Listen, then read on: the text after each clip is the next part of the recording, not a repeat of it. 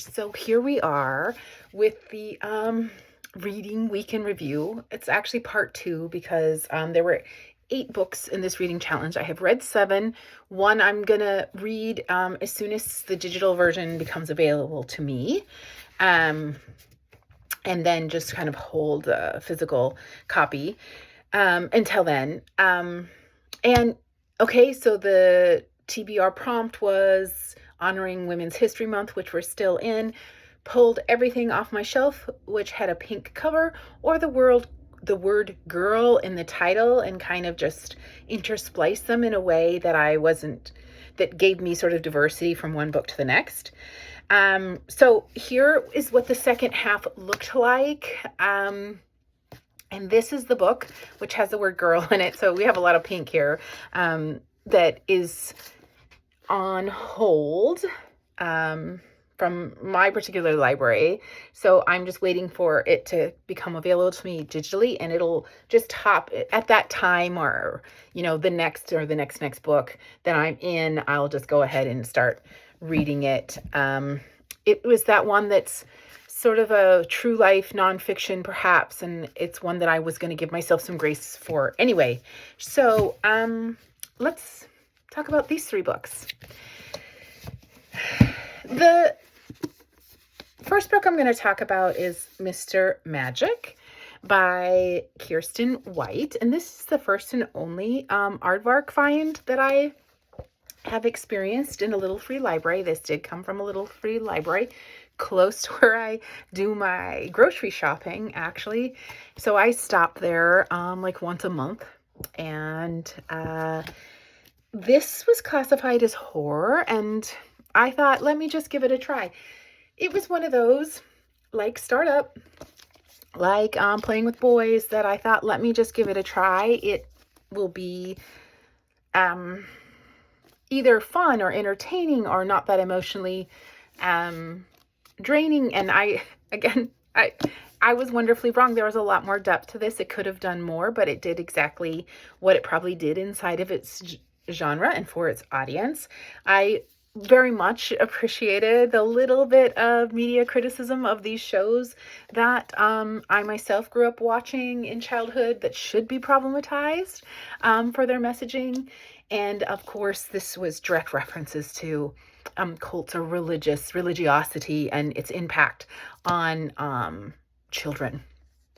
And so that there was a lot here.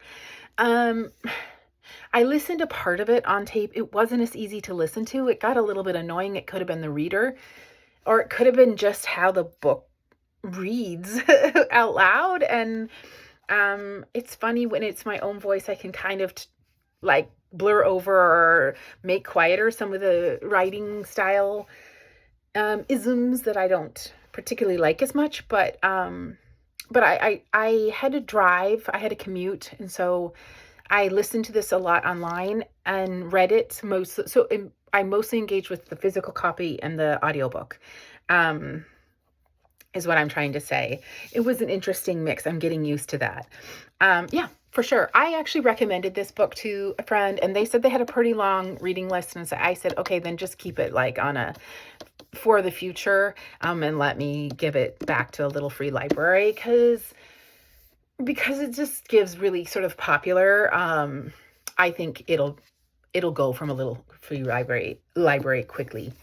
The next book I read was Beautiful Animals by Lawrence Osborne. In this book, I was reading in a place where I had to wait, and a lot of people were passing, people that I know or have sort of some kind of professional acquaintance to. And so I got asked a lot while reading this book, what is it about? Such an interesting question for me as a reader from someone who's really being pleasant and making small talk. And I have to remember, okay, they probably don't want anything more than what these synapses do, right? You can summarize the synapses for them. And even in that case, I said, it's a thriller set in Greece. That isn't untrue. It is a thriller set in Greece. I also discredited this book. I thought it would just kind of be your standard for thriller with a setting that I would find kind of fun. No, there's a lot. This author does a lot to try to get inside of sort of human weakness, and even some exploration of like human relationships.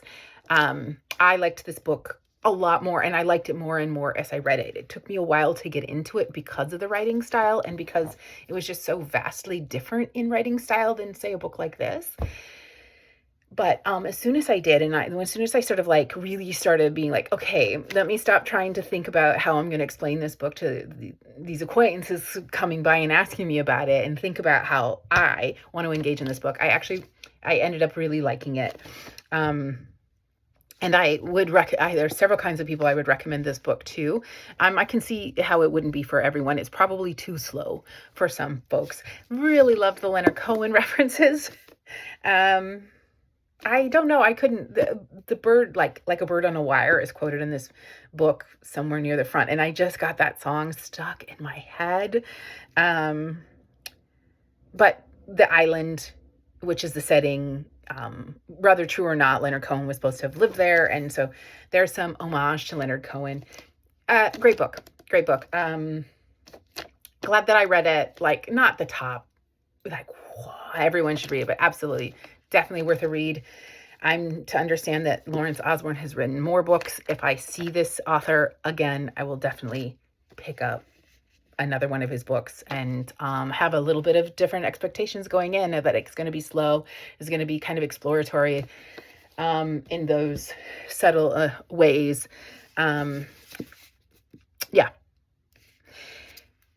The book that I just finished was a young adult. It was my young adult selection for the second half. And oh my gosh, everything that I guessed about it, both in the haul video and in the TBR, is just wrong. Okay, it's just wrong. This is a Western.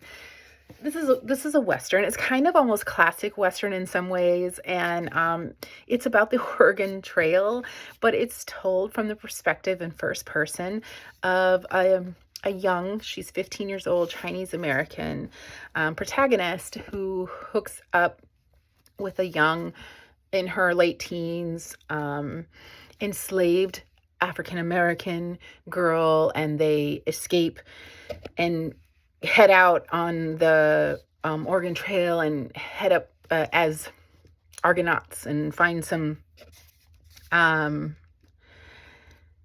a group of kind of ragtag group of cowboys, and it's sort of that telling and that adventure and that like inclusive, like being inclusive in the stories of the Old West, in a way that suggests that, multiple kinds of people had these experiences.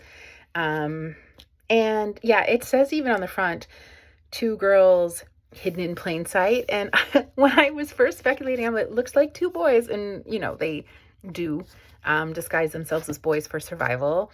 But it is about these 2 girls told in first person from Sam, the main character, the Chinese American. For a young adult, a great book. I didn't really love the writing style. I found I could criticize it, I'll say that, but the story was great, and the attempt was great, and for a young adult experience, I thought it was a good read. This one for sure is just going in the little free library near my house, which is by the high school. I think it's something that a high school student could engage with, feel a little bit of historical fiction, and then be speculative about both the representation, and also there's some problems. There's some problems in here with the description of Native American, tribal, indigenous peoples. But that's where this book is going. I'm glad to have read it, and I am also just glad that, okay, I was wrong in all regards of what I thought. First Australian and then from Alabama, and none of that. That I gave this book a chance. It was a good, fast read that I'm happy to have done. The book that, again, just my final thoughts, is The Girl Who Sang to the Buffalo. The font is not super small, but it's small. And as I'm reading a lot, I do find my eyes getting tired. I've been using reading glasses, but I prefer not to. I prefer to be able to read the physical copy in natural light. And then just when I come home in the evening, because it's, still, it's daylight savings is upon us, but it's still getting dark pretty early. So, I have a lot of time and opportunity in the evenings. That's when I'm not on the bus, that's my reading time, like depending on what I had going on. So before bedtime.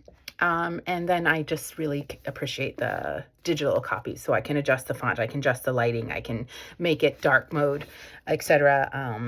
And just, give my eyes a kind of break. So I'm going to wait for this to come. It's on hold, as I said before, in my Libby from my library. And I'm just going to wait for that and go ahead and start with book 1 of my ensuing week's TBR challenge.